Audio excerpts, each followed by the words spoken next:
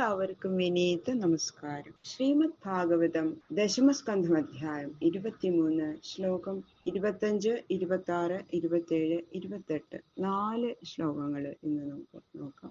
എല്ലാം ഉപേക്ഷിച്ച് തന്റെ അടുത്തേക്ക് വന്നതാണ് ആ വിപ്രപത്നിമാര് എന്ന് ഭഗവാന് മനസ്സിലായി.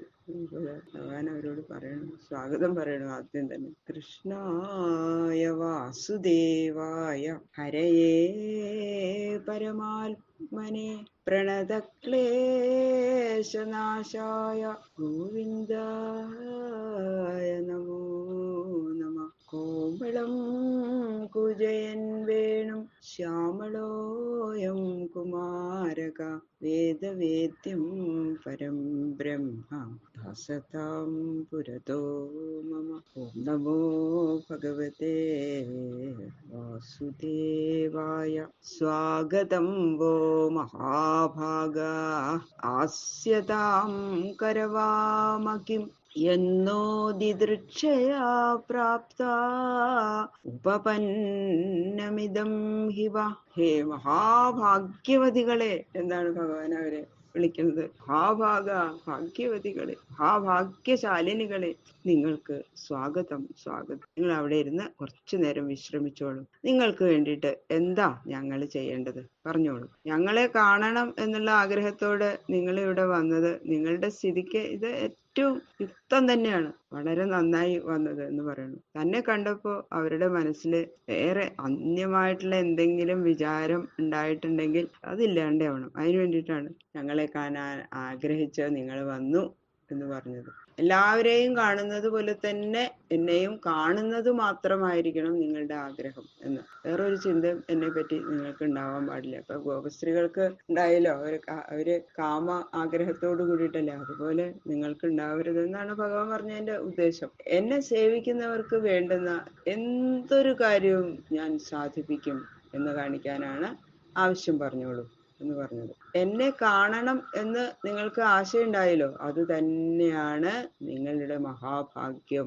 അതാണ് ഭാഗ്യശാലിനികളെ എന്ന് പറഞ്ഞത്. നശ്വരങ്ങളായ വിഷയഭോഗങ്ങളിൽ എത്ര മോഹമുണ്ടാകുന്നുവോ അത്രയും സംസാരബന്ധം വർദ്ധിക്കും. ഭഗവാനിൽ എത്ര താല്പര്യം ജനിക്കുന്നുവോ അത്രത്തോളം സംസാരബന്ധം നശിക്കുകയും ചെയ്യും. അതുകൊണ്ട് ഭഗവത് ഭക്തി ഉണ്ടാകാൻ തുടങ്ങിയാൽ ഭാഗ്യകാലത്തിന്റെ ആരംഭമായി എന്ന് ഭഗവാൻ അവരെ മനസ്സിലാക്കി കൊടുക്കുന്നു. നന്വത്താമയി കുറുവന്തി കുശലാ സ്വാർത്ഥദർശനാ അഹൈതുക്യവ്യവിഹിതാം ഭക്തിം ആത്മപ്രിയേ യഥാ. അവർക്ക് തന്നോടുകൂടി സംസർഗം സിദ്ധിക്കണം എന്നുള്ള ആഗ്രഹം ഇല്ലാതാക്കാൻ ആഗ്രഹിക്കുന്ന ഭഗവാൻ നിങ്ങൾ എന്നെ കാണാൻ ആഗ്രഹിച്ചു വന്നത് യുക്തമായി എന്ന് മുമ്പ് പറഞ്ഞല്ലോ. അതിന്റെ കാരണം ഈ ശ്ലോകത്തിൽ സ്പഷ്ടമായിട്ട് പറയണം. ഹേ പരിശുദ്ധമതികളെ, തങ്ങളുടെ ജന്മസാഫല്യം നൽകുന്ന പരമശ്രേയസിനെ സമ്പാദിക്കാൻ അറിവുള്ള സമർത്ഥന്മാർ ആത്മാവായും പ്രീതിക്ക് വിഷയമായും ഇരിക്കുന്ന എന്നിൽ ഫലാഭിസന്ധി കൂടാതെ നിരന്തരമായിരിക്കുന്ന ഭക്തിയുള്ളവരായിരുന്നു. അവർക്ക് ഫലം ഒന്നും ആഗ്രഹിച്ചുകൊണ്ടല്ല എൻ്റെ ഭക്തന്മാരെ എന്നെ സേവിച്ചത്. ഏതെങ്കിലും ഒരു ആഗ്രഹം സാധിക്കാനായി എന്നെ സ്നേഹിക്കുകയാണെങ്കിൽ ആ സ്നേഹം ഹേതുവോടുകൂടിയതും എന്നേക്കാൾ വലുതായിട്ട് ആ ഫലത്തെ കാക്ഷിക്കുന്നതിനാൽ അത് അപരിശുദ്ധവുമാകുന്നു. അപ്പൊ അത് പരിശുദ്ധ ഭക്തിയാവില്ല. ആ സ്നേഹം എങ്ങനെയാണെന്ന് വെച്ചാൽ കാര്യം സാധിച്ചു കഴിഞ്ഞാൽ ഉടനെ ഇല്ലാതെയാവും. അതുകൊണ്ട് ആ മാതിരി സ്നേഹത്തെ ഭക്തി എന്ന് പറയാൻ പറ്റില്ല.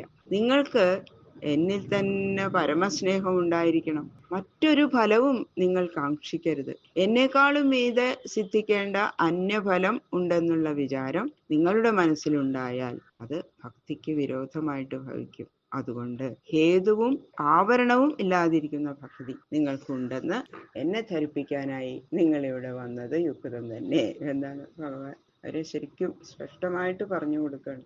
പ്രാണബുദ്ധി മനഃ സ്വാത്മധാരാപത്യധനാദയ യൽ സമ്പർക്കാൽ പ്രിയ ആസൻ തതക്കോന്വപരസ്പ്രിയ.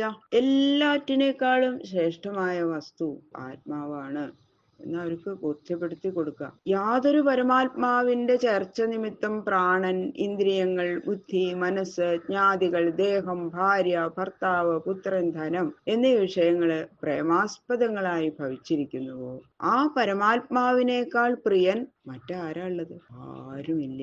അതുകൊണ്ട് എല്ലാവരിലും ആത്മാവായിരിക്കുന്ന പരമാത്മസ്വരൂപൻ ഞാനായതുകൊണ്ട് നിങ്ങളുടെ പ്രീതിക്ക് പരമാസ്പദം ഞാനല്ലാതെ എന്നിൽ നിന്ന് അന്യമായിരിക്കുന്ന എന്തിനെയാണ് നിങ്ങൾ കാക്ഷിക്കുന്നത് എന്നാണ് അതിന്റെ അർത്ഥം. പലഹാരങ്ങളെല്ലാം മധുരിക്കുന്നത് അവയില് പഞ്ചസാര ചേർക്കുന്നത് കൊണ്ടാണ്. എല്ലാറ്റിനെയും മധുരിപ്പിക്കുന്ന പഞ്ചസാരയോ മാധുര്യ സ്വരൂപമാകുന്നത് കൊണ്ട് അതിനേക്കാളും മധുരമുള്ള മറ്റൊരു വസ്തു ഇല്ലാത്തതുപോലെ ആത്മസംബന്ധം നിമിത്തം പദാർത്ഥങ്ങളെല്ലാം പ്രീതി വിഷയങ്ങളായിരിക്കുന്നു. ആത്മാവാകട്ടെ പ്രിയസ്വരൂപനായി തന്നെ ഇരിക്കുന്നു. അതിനേക്കാളും മീതെ പ്രീതി ഉള്ളത് ഇഷ്ടമുള്ളത് ഒന്നും ഉണ്ടാവാൻ പാടില്ല എന്ന് സാരം. അതുകൊണ്ട് നിങ്ങളുടെ മനസ്സിൽ തുച്ഛമായിരിക്കുന്ന വല്ല ആഗ്രഹങ്ങളും ഉണ്ടെങ്കിൽ അവയെല്ലാം തീരെ ഉപേക്ഷിച്ച് പരമാത്മസ്വരൂപനായിരിക്കുന്ന എന്നിൽ പരമഭക്തി ഉള്ളവരായിരിക്കുവിൻ എന്ന് ഭഗവാൻ വിപ്രപത്നികളോട് ഗൂഢമായിട്ട് ഉപദേശിക്കുകയാണ്. അതാണ് ഭഗവാന്റെ ആ മുഖാരവിന്ദത്തിൽ നിന്ന് ഒഴുകിയ ഈ പരമോപദേശം കേൾക്കാൻ അർഹകളായ വിപ്രപത്നികളെ ഭഗവാൻ തന്നെ മഹാഭാഗ എന്ന് സംബോധന ചെയ്തത് എന്താ ആശ്ചര്യമുള്ളത് അല്ലെ? ഇങ്ങനെ അന്ധക്കരണത്തിൽ ഭക്തി ഉറയ്ക്കുമ്പോ ഭഗവത് സാക്ഷാത്കാരം വിപ്രപത്നികൾക്ക് മാത്രമല്ല, ഇത് കേൾക്കുന്ന എല്ലാവർക്കും ഉണ്ടാകുന്നതിന് യാതൊരു തടസ്സവും ഇല്ല. അതുകൊണ്ട് ചിത്തശുദ്ധി വരുത്തുവാൻ എല്ലാവരും പരിശ്രമിക്കേണ്ടതാണ്. ആത്മനസ്തു കാമായ പുത്രാ പ്രിയാ ഭവന്തി ധാരാ പ്രിയാ ഭവന്തി, ഇങ്ങനെയുള്ള വാക്യങ്ങൾ ഇവിടെ പ്രമാണമായിട്ട് എടുക്കണം. ഏറ്റവും ഇഷ്ടമുള്ള അതിപ്രിയമുള്ള ഭാര്യാപുത്രാദികള് തനിക്ക് അപ്രിയം വരുമ്പോ പലരും ഉപേക്ഷിക്കണില്ലേ അവരിലായിരുന്നു പ്രിയം എങ്കിൽ എങ്ങനെയാ അവരെ ഉപേക്ഷിച്ചത്? അപ്പൊ തന്റെ സുഖത്തിന് വേണ്ടിയിട്ടാണ് അവരെ പ്രിയപ്പെട്ടത്. അതുകൊണ്ട് അവരിലുള്ള പ്രേമം പ്രധാനമൊന്നുമല്ല. അതുകൊണ്ട് മുഖ്യ പ്രേമസ്വരൂപം ആത്മാവ് തന്നെ എന്നാണ് ഭഗവാൻ അവരെ ഉപദേശിച്ചത്. തത്യാത ദേവയജനം പതയോ ദ്വിജാതയ സ്വസത്രം പാരയിഷ്യന്തി യുഷ്മാഭിർഗൃഹവേദിന. എന്റെ ദർശനവും അതിന് ഹേതുവായ ഭക്തിയും നിങ്ങൾക്കുണ്ടായതുകൊണ്ട് കൃതാർത്ഥകളായ നിങ്ങൾ സത്രം നടന്നുകൊണ്ടിരിക്കുന്ന നിങ്ങളുടെ യജ്ഞവാടത്തിലേക്ക് തന്നെ പൊക്കോളൂ. ഇപ്പൊ എന്റെ ദർശനം കിട്ടി അല്ലെ, ഭക്തി ഉണ്ടായി, അപ്പൊ നിങ്ങളിപ്പോ കൃതാർത്ഥരാണ്. ഇനി നിങ്ങൾ മടങ്ങിപ്പോക്കോളൂ, യജ്ഞം പൂർത്തിയാക്കണ്ടേ പറയണം. നിങ്ങളുടെ ഭർത്താക്കന്മാര് ആരംഭിച്ചിരിക്കുന്ന യാഗം പരിസമാപ്തി വരുത്താനായിട്ട് നിങ്ങൾ കൂടി അവരോട് ഒരുമിച്ചുണ്ടായിരിക്കണം. ഗൃഹസ്ഥാശ്രമികളായിരിക്കുന്ന ബ്രാഹ്മണർക്ക് ധർമ്മപത്നികളോട് കൂടാതെ കർമ്മപൂർത്തി വരുത്താൻ അധികാരമില്ല. അതുകൊണ്ട് ഭർത്തൃപുത്രാദി വിഷയസ്നേഹം നിങ്ങൾക്കൊന്നും ഇല്ല, അതില് എനിക്കറിയാം. അതൊന്നും ഇല്ലെങ്കിലും കർമ്മ പരിസമാപ്തിക്കായിട്ട് ആ ഭർത്തൃസന്നിധാനത്തില് നിങ്ങൾ ചെല്ലണം. അപ്പൊ നിങ്ങൾക്ക് ഭർത്താക്കന്മാരിൽ നിന്നും അനുഗ്രഹം സിദ്ധിക്കും. അവര് നിങ്ങളെ അനുഗ്രഹിക്കും സന്തോഷമായിട്ട്. അതുകൊണ്ട് നിങ്ങൾ പൊക്കോളൂ എന്ന് പറയാ ഭഗവാൻ. പതിവ്രതമാര് ഭർത്താക്കന്മാരുടെ അനുഗ്രഹം സമ്പാദിക്കേണ്ടത് അവരുടെ ധർമ്മമാണ് എന്നും കൂടി ഭഗവാൻ നമ്മളെ ഓർമ്മിപ്പിക്കുന്നു. ബാക്കിയുള്ള ശ്ലോകങ്ങള് നാളെ നോക്കാം. സർവത്ര ഗോവിന്ദനാമ സങ്കീർത്തനം ഗോവിന്ദ ഗോവിന്ദ.